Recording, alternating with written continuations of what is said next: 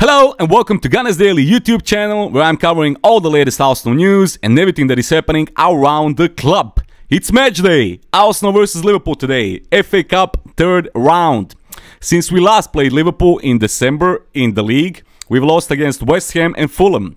So let's hope it's from Liverpool to Liverpool for us, and our losing streak is ending today. 4:30 PM, Emirates Stadium. But we will talk about Liverpool in my next video later, post-match reaction and everything else. But in this video, we are going to talk about all the latest Arsenal news and what's been going on the market for the last 24 hours. But before we start, like always, don't forget to leave a like and subscribe to the channel for more daily content. Okay, let's go. Arsenal will reportedly require £30 million if they are to let Eddie Nketiah leave this month, according to the Daily Star. Nketiah has been attracting interest from a number of Premier League clubs, most notably Crystal Palace, who saw an initial inquiry for the player turned down in December. According to the Daily Mail, Palace were informed that, as things stand, the forward is not available during the winter transfer window. But the Daily Star suggests they are willing to change their tune if the Gunners can sign a new striker in January. The report goes on to add that Arsenal chiefs believe the 24-year-old is still capable of improving and would demand a sell-on clause as part of any transfer. Potential suitors will also have to pay £30 million for his services. Other clubs that are reportedly interested in the player are West Ham and Brighton. Both showed interest in Nketiah in the summer and are said to be monitoring the player in 2024 as well. Nketiah is under contract at the Emirates until 2027, having penned fresh terms only 18 months ago. You know what? I think there's a real possibility that Eddie Nketiah could leave the club this January. We already talked about the Arsenal's financial fair play situation and how it is not so perfect at the moment, and if we want to sign any big name striker, any big name signing in general, we have to sell this winter. Obviously, you are not going to sell your heavy hitters, your Sakas, Martinellis, Odegaards, etc. So, just by taking a look at the squad, Eddie Nketiah is basically our best chance of generating some serious cash right now. 24 years old, so his best years are still in front of him, already has lots of Premier League experience, he's a hard worker, just a real professional in every sense. And I think he would be a great addition for any of those clubs. But how much is he realistically worth in today's market? Do you think £30 million is a fair price? We know Arsenal are probably the worst run club in the league when it comes to selling players and making a profit. It's true, we are simply so shit at selling players, it's unbelievable. Question: do you know what is Arsenal's biggest sale ever, of all time? Which player? You can't remember, right? Well, I'll give you a hint. He was sold in the summer of 2017. Still nothing? It's okay, I'll tell you. It's Alex Oxlade-Chamberlain. Alex Oxlade-Chamberlain is still Arsenal's biggest sale ever, when he left Arsenal to join Liverpool in 2017, and they somehow agreed to pay £38 million for him. Jesus Christ, it's shocking. After so many great players who played for this club in these last 20 years or so, our biggest sale is Alex Oxlade-Chamberlain. And that tells you everything you need to know. By the way, where is that guy today? I know he left Liverpool, but I can't remember where he got next. Let's just take a look. Beşiktaş, Turkey. Interesting. Anyway, just to give you some context, here's a list of other Premier League top 6 clubs and their record sales, just for comparison, to show you how shit we've been in this department. Manchester United, Ronaldo, 100 million. Chelsea, Hazard, 150 million. Liverpool, Coutinho, 140 million. Tottenham, Gareth Bale, 100 million. And Arsenal, Alex Oxlade-Chamberlain, 44 million. This is in euros. Just wanted to put this out to give you all some context, but anyway, where were we? Right, Eddie Nketiah's price tag. Look, I think he's worth around 40 million. Like I already said, 24 years old, Premier League experience, hard worker, still has a lot of potential in my opinion, capped by England. I mean, knowing Arsenal, they want 30 million for him, right? According to this report. And they will somehow end up selling him to, I don't know, Crystal Palace or West Ham for £22 million or something like that. We are just shit at selling players. You know, some people can't ride a bike, and we can't sell a player. It's that simple. I already talked numerous times about Nketiah's potential transfer and why I think it's a bad idea to let him go this January. Here's why. We currently have 2 strikers in our squad, Nketiah and Jesus, right? Injury-prone Jesus, who's already missed 11 games for us so far this season, and he was injured for almost 4 months last season. So if you sell Nketiah and you bring in another striker instead of him, you're still only one injury away from a massive crisis. Because let's face it, in his whole career since he came to England, Gabriel Jesus didn't have a season without some, let's call it, major injury. I hope that won't happen, obviously, but if it happens again this season, then you are basically left with only one true striker in your squad. And you still have the Premier League, the Champions League, and potentially the FA Cup to play.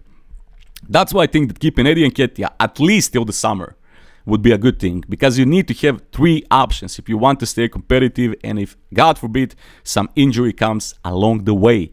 At least that's my opinion on this. If we could only bring a new striker if we sell Eddie Nketiah to generate some funds and clear our financial fair play situation, then I understand. And I think we should sell him this month if that means that we will bring some other high-profile signing. But if we can avoid that, until the summer at least, I think it would be a smart thing to keep Nketiah, even if you decide to bring in someone new this month.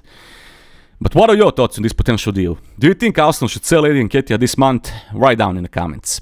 Now this is an interesting one. According to Team Talk, I know it's not the best of sources, but still, according to Team Talk, Arsenal have made an approach to sign Amadou Onana this month. The 22-year-old Belgian international arrived at Goodison Park from Lille for £33 million in 2022. He has made 16 appearances in the Premier League this term, scoring once, and has already been linked with a host of other clubs. Chelsea were believed to be chasing his services during the summer transfer window, while Manchester United are also said to be keen on signing him. But now, Team Talk claims that Arsenal have made an approach to sign him this month, with Mikel Arteta said to be a huge admirer of the player. Onana is under contract at Everton until 2027 after penning a 5-year deal upon his arrival, and according to this update, Everton will be looking for between 70 and 90 million pounds to even consider letting him go.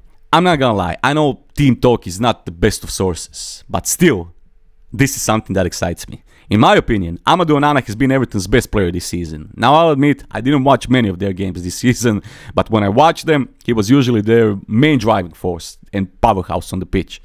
Absolutely brilliant player. His work rate is excellent, strong, powerful, great in the air, great in breaking up play, excellent reading of the game. He's the profile of a player that I would prefer for Arsenal. Only problem could be if you, let's say, pair him with Declan Rice in midfield. Well, you're going to have extremely strong midfield. Absolutely. But they are very similar players with similar qualities.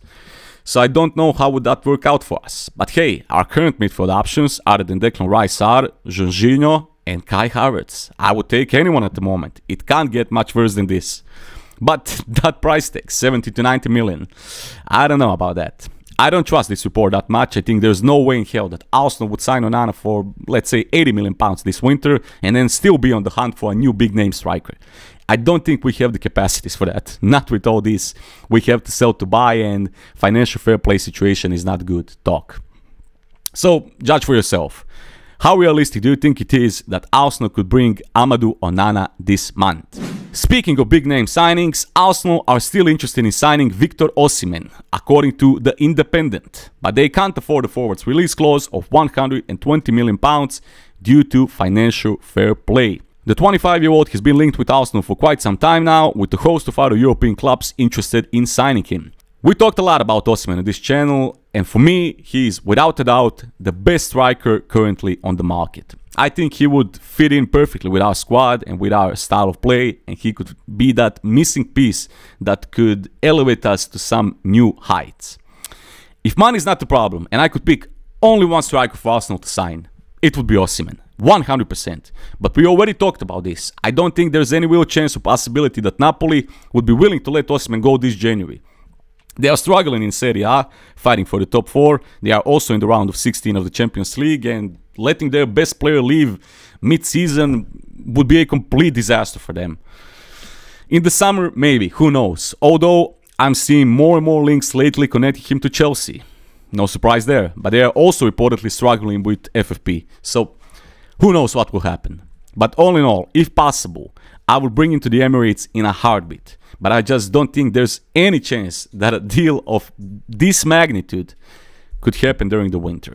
And finally, here are some interesting events that happened throughout the history of Arsenal on this day. In 1988, Charlie Nicholas sold to Aberdeen for £400,000. Brought in as the great hope of revitalising Arsenal by Terry Neal, he never quite lived up to expectations.